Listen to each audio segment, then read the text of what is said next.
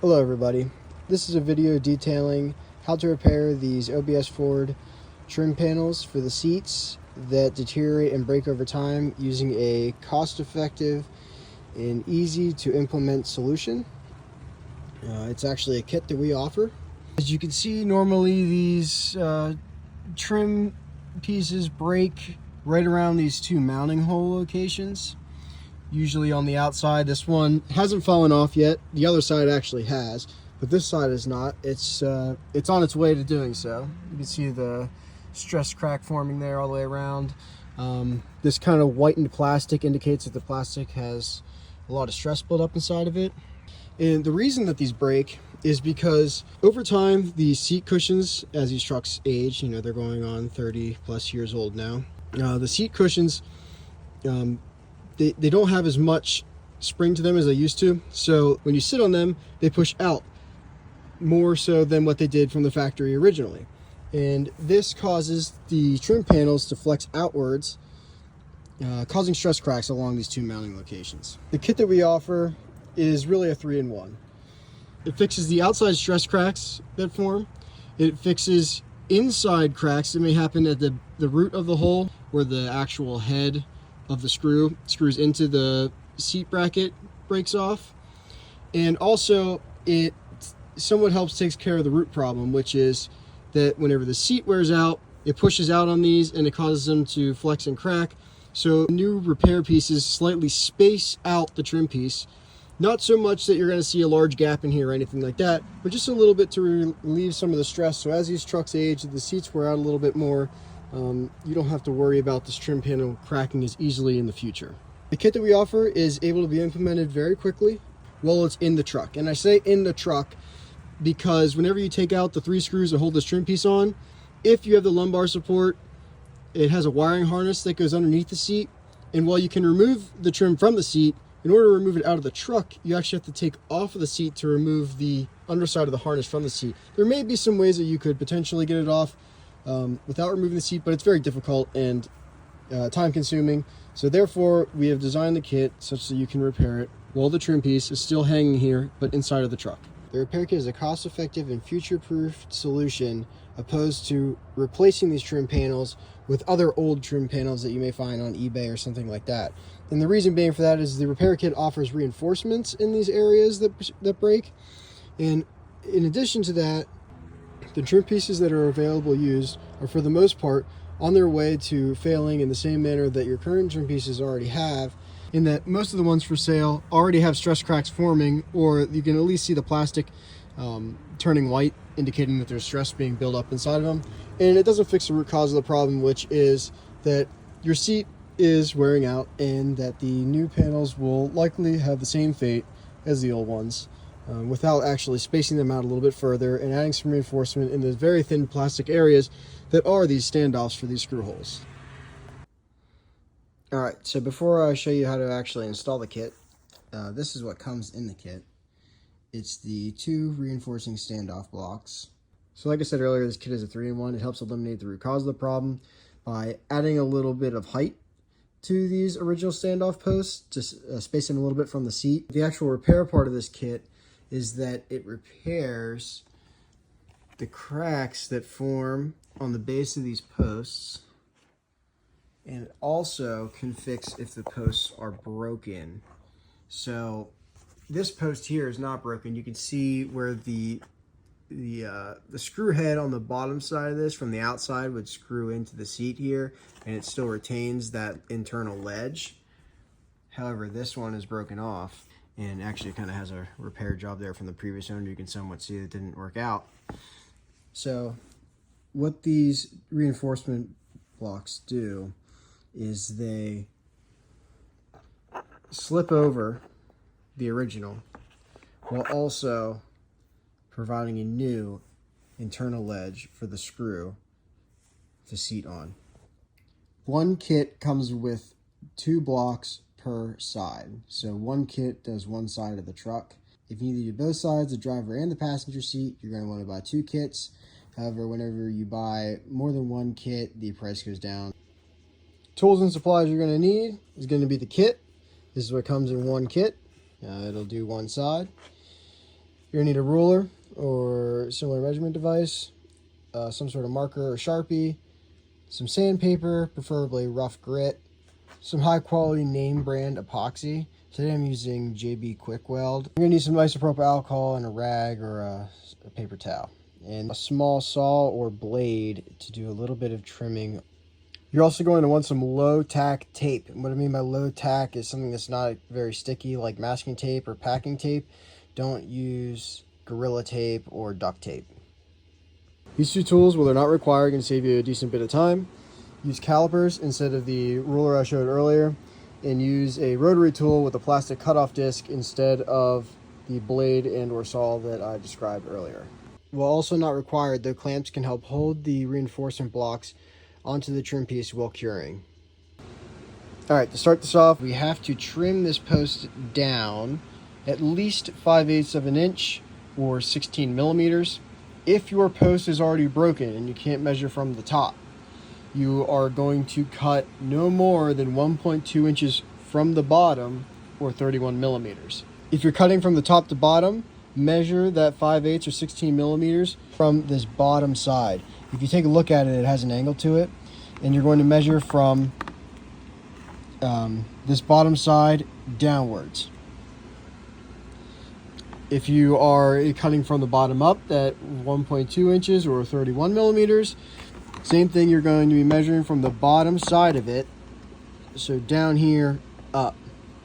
It has to be at least 16 millimeters. It can be a little bit further down. You don't want to go too much further down, but it can be a little bit further down. And then, like I said before, if you're measuring from the bottom up because you have a broken piece, you want to go no more than 1.2 inches up or 31 millimeters. You can go a little bit less, but no more. And the reason for that is because this piece has to slip over this one, and you don't want it bottoming out too early on the internal ledge before you can get a nice good seal around this base. This cut is only to be made on the larger standoff that's more inside the middle of the seat. The ones that are at the ends do not get trimmed. In order to trim this, I'm going to use the rotary tool described earlier because it's going to save me a good bit of time. And all that I'm going to do is I'm going to come down here and cut clean straight across this. Now that that's cut off, you can just dispose of the cutoff piece. I actually don't need to cut this side. It's already down far enough from the original break. Now we're going to move on to prepping this and getting it ready for the reinforcement blocks. After cutting, ensure to test fit the blocks before going any further. The short block should slide over the part towards the rear of the seat just fine. These arrows and the little wording here points towards the bottom. And again, the bottom is the bottom whenever it's going to be installed on the truck, which is down here. So the arrow is going to be pointing towards that. This one fits well. Should fit relatively flush. Maybe a little bit of a gap on the side. That's fine. For the center block, we're going to test fit this. Should come down there. Should fit relatively flush all the way around. And we know we're going to be good to go. One key thing to pay attention to: if your trim piece has been cracked for a long time and it kind of has this gap in here, you're going to want to try to fix that gap before you epoxy the reinforcement block on. And the reason for that is, if you go ahead and just place this block on here and epoxy it, you are going to have a visible crack left on this trim piece after you repair it. How you can go about kind of flattening that out and getting it back to where it should be is you might just be able to play with it a little bit by hand. If yours is really messed up, you might have to use a heat gun on the inside while being careful. You don't want to melt this or discolor it. You can use the heat gun a little bit just to get it back into shape. You want it to be and remain in its natural state with the crack here barely being visible before we epoxy it. Once you got this to a point where you're happy with it, you're ready to move on to the next step. I did have to use a heat gun on mine to get it a little bit closer and kind of flatten it out. The original cracked area is always going to be visible. I will go over in the end a couple of little tips that you can to kind of hide this a little bit. But what's important is that everything fits relatively flush so that your reinforcement block can do what it was designed to do and that is hold this trim piece on securely while improving the look of your interior. Now we're going to sand the existing standoffs. Just using a rough grit sandpaper, we're going to go around each standoff and also around the base to about 8 millimeters out from the base in all directions. And that goes for both posts. On this one, try to get it up on the inside wall here. We're going to be putting a decent amount of epoxy all around this area, and we want to make sure that it can bond really well to this trim piece. We want to make sure that it's clean and has something to bite into. Now that these are roughed up pretty good, we're going to come in here with some isopropyl alcohol on a rag and get everything really clean in and around these posts. Any leftover sanding debris, dirt from inside of the truck, dust, grease is going to prevent the epoxy from doing its job and holding these reinforcement blocks on securely. So we want to make sure you have everything as clean as we can get it, where all the epoxy is going to be placed. You also want to clean the reinforcement blocks with alcohol. You do not have to sand these. These are designed already with a rough surface that will bite the epoxy pretty good, but you definitely want to give them a little wipe down on this bottom edge on the inside. After the trim pieces are prepped with alcohol, make sure they are dry before continuing on. The next step is to take the low tack tape and place it on the outside part of the trim piece. And the reason for this is if you get any bleed through of epoxy, it doesn't come out here and dribble and mess up the outside of your trim piece. So after the job's done, you're just going to take this tape and remove it. Make sure the epoxy you use is a high quality epoxy meant for plastics. Do not use super glue, Elmer's glue, or anything else like that. Mix up a decent amount of epoxy. Well, we're not going to be over applying it. We are going to be applying enough in and around these posts, as I will show you here shortly. Apply epoxy around the peg and down around the base about 6 millimeters out from the base. Also, you're going to apply epoxy in the inside of the reinforcement block and around the base of it.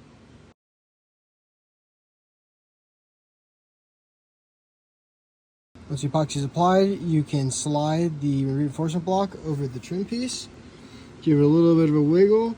Make sure that it's aligned correctly and press down.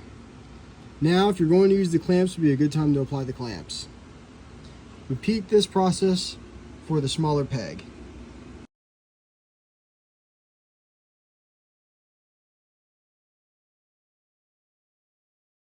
Here's about how I applied the clamp. You can see how I did it right here. You do not want to go too crazy with tightening this down. You just want it to be on there relatively snug while it dries.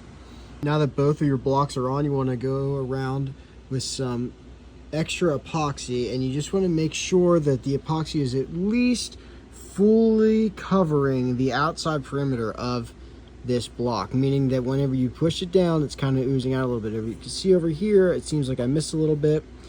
Here there's a little bit of excess. Here there's definitely quite a bit of excess. So what I'm going to do is I'm going to go around and I'm going to kind of make sure it's got some epoxy all around it. I'm going to add a little bit extra down inside this groove such that it comes up against the wall, and then I'm going to do a little bit of cleanup and kind of get some of this stuff out of the way while it's still wet. While waiting for the epoxy to cure, leave the trim piece on its back so these reinforcement blocks are facing upwards, and the reason for that is you don't want epoxy wicking down into the screw hole location and kind of plugging that up on you whenever you go to install it back into the truck. And once the epoxy is done curing, you can just go ahead and reinstall the trim into the truck. This is the finished product. This is after the repair was completed. As you can see here, there is a very slight gap that's going to prevent this from cracking again due to your aged seat. This is intended to be a strong, permanent solution that should last the life of your truck under normal conditions. As I said, you'll still see the white stress cracks in the original crack. However, you can see where the crack was, it's sealed up here with epoxy. As mentioned before, there is a trick to kind of hide some of this this whiteness that you see from the stress buildup inside of the plastic. It just so happens that these 90s Ford's interior colors pretty much identically match a Sharpie assorted color pack. So you could just go ahead and buy a Sharpie assorted color pack, and likely the color of your interior, whether it's red, blue, gray, or black, is going to be in there, and you can just kind of touch up right along the bright white and right along the epoxy line, depending on the color of your epoxy, to kind of hide this repair. Something else that you could potentially do is to use some heat on this with a heat gun. However, you have to be extremely careful. You do not want to soften the plastic or melt it to the extent that it ruins the repair or that makes it look bad.